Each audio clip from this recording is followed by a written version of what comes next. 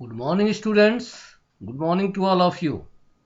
आज हम लोग बीतान के अंतिम पाठ डायरी के पन्ने के सारांश को देखेंगे।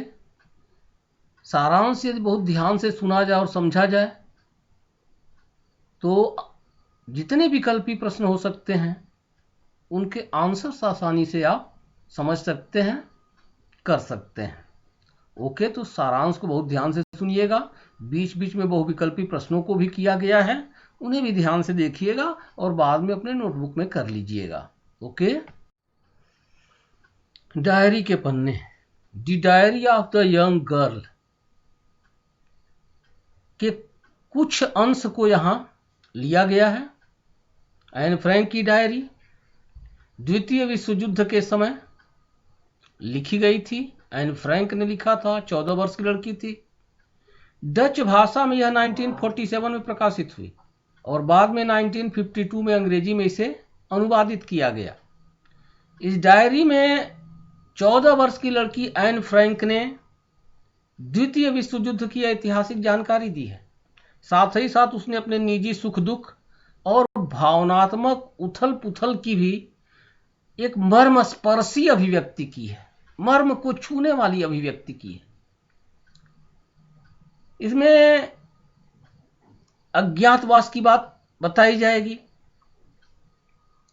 अज्ञातवास के दिनों में जो कुछ भी घटनाएं घटित हुई, एन के साथ जो कुछ हुआ, सबकी उसने अभिव्यक्ति की। दिन और दिनांक के क्रम में उसने किया। अब उसमें उसने यह दिखाया द्वितीय विश्व युद्ध के ऐतिहासिक जानकारी के संबंध में कि नाजियों द्वारा यहूदियों पर घोर अत्याचार किया गया। असह्य उन्हें यातनाएं दी जाती थी। नाजी शिविरों में उन्हें पकड़ पकड़ कर यातनाएं दी जाती थी। यहूदी गुप्त स्थानों में छिपने के लिए विवश थे। तो अपने अज्ञातवास के दिनों की बात उसने डायरी में लिखी है। अज्ञातवास में 2 परिवार थे। एन परिवार, जिसमें एन के माता पिता, उसकी 16 वर्ष की बहन मार्गोट और खुद एन, यानी एन परिवार से 4 लोग। वान परिवार, मिस्टर वान एन के पिता के बिजनेस पार्टनर थे। तो वान परिवार से वान दंपत्ति मीन्स पति पत्नी और उनका बेटा पीटर, यानी कुल 7 लोग थे। अज्ञातवास में गुप्त स्थान में रहते थे। एन के पापा के कार्यालय के भी लोग थे, लेकिन वे अज्ञातवास में नहीं थे। मिस्टर कुगलर थे, मिस्टर क्लीमैन, मीएप, वेप बोस्क्विल जो एक टाइपिस्ट थी। ये लोग इनकी मदद किया करते थे। और गुप्त स्थान क्या था, अज्ञातवास की जगह क्या थी? एन के पिता के कार्यालय की इमारत थी और एन के पिता के साथ काम करने वाले जो ये लोग मिस्टर कुगलर, मिस्टर क्लीमैन, मीएप, वेब बोस्क्विल थे, उनको इनके अज्ञातवास के बारे में जानकारी थी और वे लोग इनकी हर संभव मदद भी किया करते थे। अब हम शुरू करते हैं कि एन एवं वान परिवार को अज्ञातवास में जाना पड़ा, कैसे जाना पड़ा। शुरुआत में ही एन ने लिखा कि रविवार का दिन था, बहुत बेचैनी थी, दहशत का माहौल था, भय का माहौल था, क्योंकि एएसएस से एक चिट्ठी आई थी जिसमें शुरू में तो लोगों को लगा कि एन के पिता का बुलावा है, लेकिन लिफाफे को खोलने के बाद पता चला कि नहीं, पिता का नहीं, मार्गोट के लिए बुलावा था। 16 जुलाई को इन्हें अज्ञातवास में जाना था, लेकिन अब बेटी को, 16 वर्ष की बेटी को भाग्य के भरोसे तो छोड़ा नहीं जा सकता था। इसलिए तुरंत इन्होंने 9 जुलाई को ही, 8 जुलाई को वह चिट्ठी आई थी और 9 जुलाई को ही अज्ञातवास में जाने का निश्चय किया। सारी तैयारी हो गई, जो भी सामान था, अधिक से अधिक सामान अपना इन्होंने अपने पास रखा और फिर सभी लोग अपनी अपनी तैयारी में जुट गए और 9 जुलाई को निकल पड़े। निकलते समय किराएदार गोल्ड स्मिथ थे, उनको एक नोट उन्होंने छोड़ा जिसमें उनकी एक मूर्तजे नाम की बिल्ली थी जिसको पड़ोस में देने की बात की गई। वहीं ऐन ने कहा कि स्मृतियां मेरे लिए पोशाकों की तुलना में ज्यादा मायने रखती हैं। स्मृतियां मेरे लिए पोशाकों की तुलना में ज्यादा मायने रखती हैं मतलब क्या है? यानी ऐन डायरी लेखन को अधिक महत्व देती थी। तो सबसे पहले उसने अपनी डायरी अपने पास रखी, फिर बाकी सामान को रखा और 9 तारीख को ही लोग अज्ञातवास के लिए चल दिए। यह नहीं पता था कि कहाँ जाना है, कैसे जाना है, किधर जाना है, बस चलना था, चल दिए लोग। ओके, तो आपने देखा कि 9 जुलाई को अज्ञातवास में जाना हुआ। पहले ही बताया गया था कि यहूदी नाजियों के अत्याचार से बचने के लिए गुप्त स्थानों में रहने के लिए विवश रहते थे। तो मारगोट के लिए बुलावा आया था। इन्होंने भी 16 तारीख की जगह 9 तारीख को ही अज्ञातवास में जाने का निश्चय किया। अज्ञातवास में छिपने की जगह मैंने बताया कि ऐन के पापा के ऑफिस की इमारत थी। ऐन का यही नया गरीब खाना था। उस इमारत के बारे में ऐन ने बहुत कुछ बताया है? गोदाम थे और क्या क्या चीजें थी। उस समय हिटलर के शासन में यहूदियों को पहचान के लिए विवश किया गया था। पहचान के लिए यहूदियों के पास क्या था? होता पीला सितारा पहनने के लिए उन्हें विवश किया जाता था ताकि आसानी से यहूदी पहचान में आ सके। तो पीला सितारा लगाए लोग चल दिए। पीला सितारा अपने आप में उनकी एक पहचान थी। वहां पहुंचने के बाद घर की सफाई और घर को व्यवस्थित करने की बात हुई। मोस्ट प्रोबेबली ऐन और उसके पापा ने घर की सफाई और उसे व्यवस्थित करने का काम किया, क्योंकि बाकी सभी लोग थके हारे थे।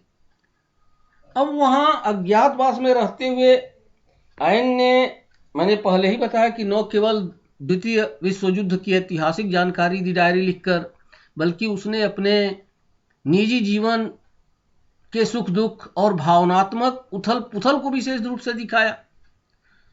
अज्ञातवास में रहते हुए ऐन को बड़ा ही कटु अनुभव होता था। 7 लोग थे। बाद में एक मिस्टर डसेल भी आ गए थे जो ऐन के साथ रहने लगे थे, और मार्गोट जो ऐन के साथ पहले रहती थी उसको कहीं और रख दिया गया। ऐन के साथ मिस्टर डसेल रहते थे।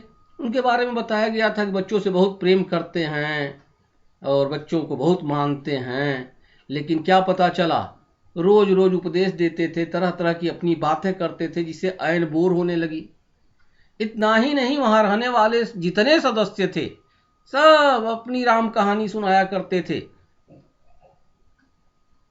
मैंने ऐन के लिए, एक किशोर मन के लिए समय काटना बड़ा मुश्किल हो रहा था। एक एक दिन भारी हो रहा था। मन की उसकी अकुलाहट, बेचैनी साफ झलकती थी। तरह तरह के लोग आरोप लगाते थे, दुत्कारते थे, फटकारते थे, उपदेश दिया करते थे। हद हो गई। तो ऐन ने उसमें एक जगह लिखा है कि मीन मेख निकालने वाले परिवार के केंद्र में यदि आप हों और सारा दिन आपको हर तरफ से दुत्कारा जाए, फटकारा जाए, तो ऐसे में एक एक दिन निकालना आसान काम नहीं होता है। मतलब क्या है? उसके मन की अकुलाहट, उसके मन की व्यथा, किशोर मन की व्यथा कहीं न कहीं झलकती है। लोग कहां से उसकी भावनाओं को समझेंगे? और नहीं तो उसको दुत्कारा जाता है, फटकारा जाता है, उपदेश दिया जाता है, आरोप लगाए जाते हैं। एक चीज से पता चलता है, क्या करती थी? शाम को सोते समय, रात में सोते समय अपना आकलन खुद किया करती थी, अपनी कमियों के बारे में खुद विचार करती थी और उन कमियों को दूर करने के प्रयास का एक संकल्प भी करती थी, और इसी विचार में वह सो जाती थी। क्या पता चलता है कि कम उम्र में ही वह बुद्धिमान और परिपक्व लड़की थी। डसेल की डच शिक्षिका मार्गोट थी। डसेल पत्राचार, चिट्ठी पत्री बहुत किया करते थे। बाद में मिस्टर वान ने ये सब करने से उनको मना कर दिया था। ऐन ने अपनी डायरी में लिखा, हिटलर और घायल सैनिकों से उनकी बातचीत, और उस प्रसंग में उन्हें बताया कि जैसे कठपुतलियों का खेल होता है वैसा ही कुछ चल रहा था। मतलब ये लग रहा था जैसे जो डच सैनिक थे सिखाई हुई बात कोई बोल रहे हों। ऐन की रुचि भी उसके पत्र के माध्यम से यहां देखने को मिली है। वंश वृक्षावली। वंश वृक्षावली मतलब क्या है? अपने पूर्वजों के बारे में जानना। राजसी परिवारों की वंशावली के बारे में जानना, सिनेमा और उसके कलाकारों में रुचि रखना, हेयर स्टाइल बनाने में रुचि रखना। मिस्टर कुगलर जो उसके पिता के कार्यालय में काम करते थे, सिनेमा एवं थिएटर पत्रिका लाते थे। बेप रविवार फिल्म देखने जाती थी। बेप वही जो एक टाइपिस्ट थी, उनके कार्यालय में काम करने वाली, फिल्म देखने जाती थी तो शनिवार को एन से उस फिल्म की समीक्षा सुनती थी। इस पर भी वहां रहने वाले लोग, यहां तक कि उसकी मां भी तंज कसा करती थी, हीरोइन जैसे बनना चाहती है।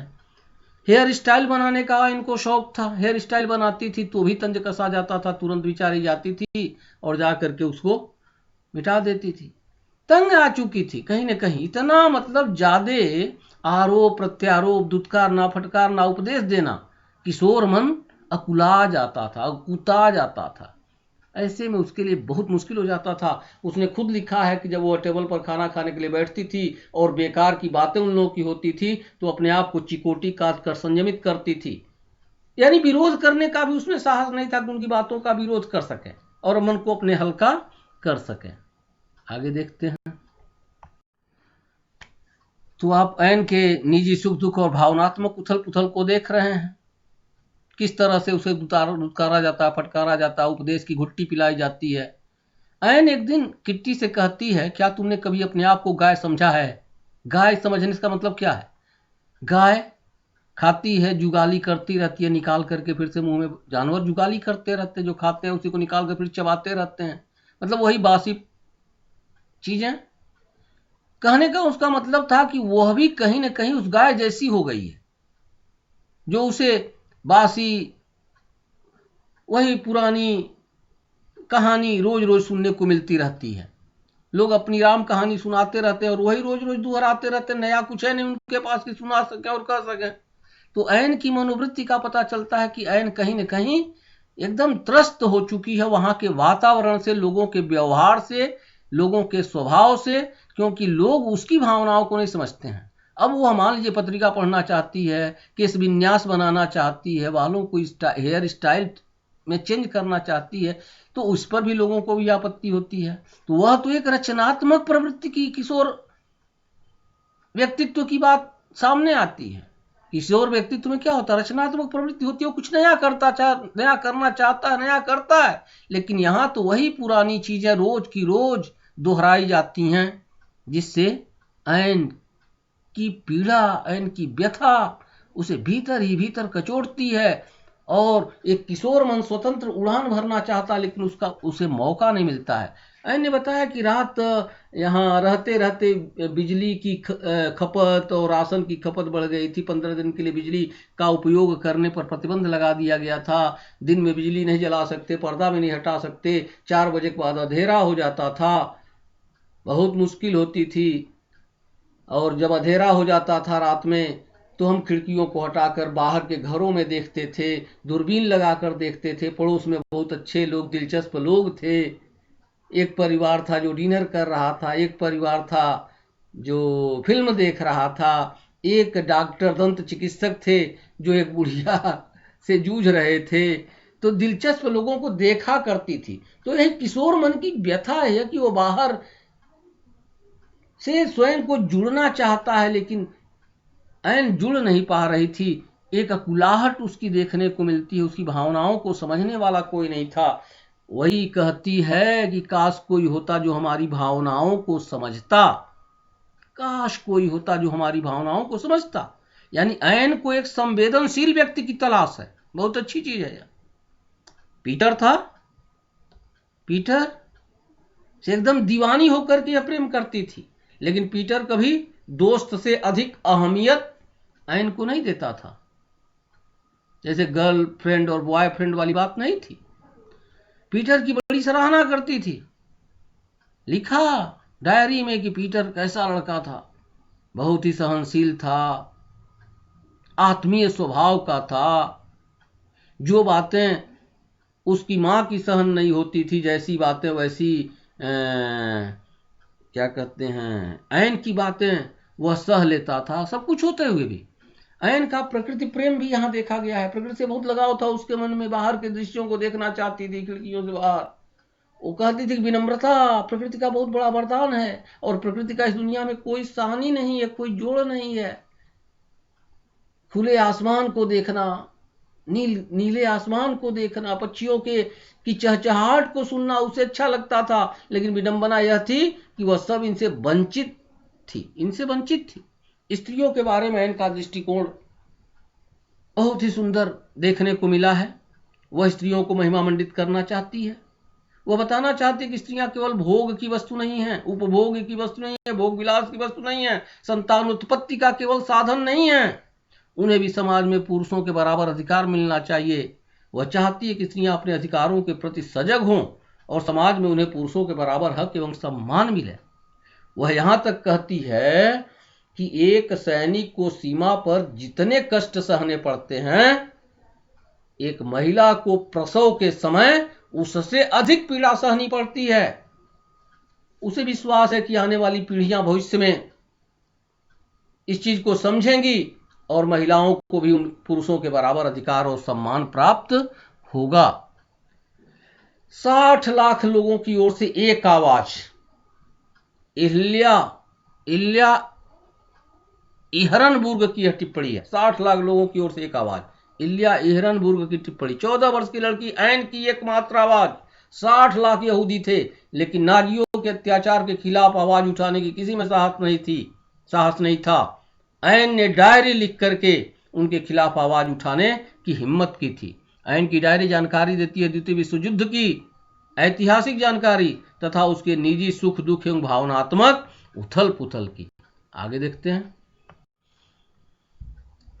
ऐन ने अपनी डायरी में ये भी लिखा था बीच में, और बता दें आपको अज्ञातवास के दिनों की बात, कि कैबिनेट मिनिस्टर मिस्टर बोल्के स्टीन थे। लंदन से डच प्रसारण में उन्होंने कहा था कि युद्ध के बाद युद्ध का वर्णन करने वाली डायरियों का संग्रह किया जाएगा। रेडियो से यह समाचार आ रहा था, ऐन ने उसे सुना था, तो डायरी लिखते समय अब ऐन थोड़ी सजग रहने लगी थी। अब यही कारण है कि ऐन ने डायरी को संबोधित करके लिखा क्या? किट्टी संबोधित करके लिखा। किट्टी क्या थी? एक निर्जीव गुड़िया थी। क्यों किट्टी संबोधित करके लिखा?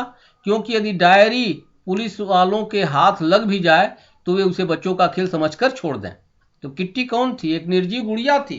किट्टी को संबोधित करके ऐन डायरी लिखा करती थी। क्यों? क्योंकि कैबिनेट मिनिस्टर थे एक मिस्टर बोल्के स्टीन। लंदन से डच प्रसारण में उन्होंने कहा था कि युद्ध के बाद युद्धों का वर्णन करने वाली डायरियों का संग्रह किया जाएगा। बेटा एक प्रसंग और बता दें, मिस्टर डसेल की जो बात आई, जो बाद में आए थे और ऐन के साथ रहते थे, बहुत बड़े चुगलखोर थे। ऐन की बातें जाकर के उसकी मां से बता दिया करते थे और उसके बाद मां ऐन को दुत्कारती फटकारती रहती थी। मिस्टर डसेल का एक साबुन था, वो नीचे गिर गया था और ऐन के पैर से कहीं खो गया। तो इस बात का जिक्र करके क्या बताने की कोशिश की गई कि अभाव के समय एक छोटी सी चीज का कितना महत्व होता है। यह बात आपको बता ही देगी कि आमतौर पर युद्ध में लड़ने वाले वीर को जितनी तकलीफ, पीड़ा, बीमारी और यंत्रणा से गुजरना पड़ता है, उससे कहीं अधिक तकलीफें औरतें बच्चों को जन्म देते समय झेलती हैं। यह कहाँ लिखा गया था? एक पुस्तक का नाम जो आपके सामने मैंने लिखा है, उस पुस्तक को पढ़ा था ऐन ने। उसके लेखक थे श्री पोल दे क्रूइफ। वहां इस चीज को पढ़ा था और वहीं के बाद उसके मन में यह बात आई कि हाँ, स्त्रियों को महिमा मंडित किया जाना चाहिए, उनको पुरुषों के बराबर अधिकार और सम्मान दिया जाना चाहिए। ऐन के बारे में आपको बताया गया कि उम्र 14 साल की थी, लेकिन उस किशोर मन में मैच्योरिटी बहुत अधिक थी, परिपक्वता बहुत थी, भावुक थी, वह संवेदनशील थी और समझदारी भी उसमें थी। किशोर मन की तड़प और अकुलाहट तो आपने देखी। डायरी लिखने का उसका उद्देश्य क्या था? वह चाहती थी कि आने वाली पीढ़ियां जान सकें कि द्वितीय विश्व युद्ध के समय नाजियों द्वारा यहूदियों पर कैसे कैसे अत्याचार किए गए थे। तो यह मुख्य चीजें हैं एन के बारे में, जो मुख्य चीजें आपने देखी सुनी उसको आप लिख लेंगे, लेकिन लेसन जरूर पढ़ लीजिएगा। लेसन पढ़ने से और चीजें स्पष्ट हो जाएंगी।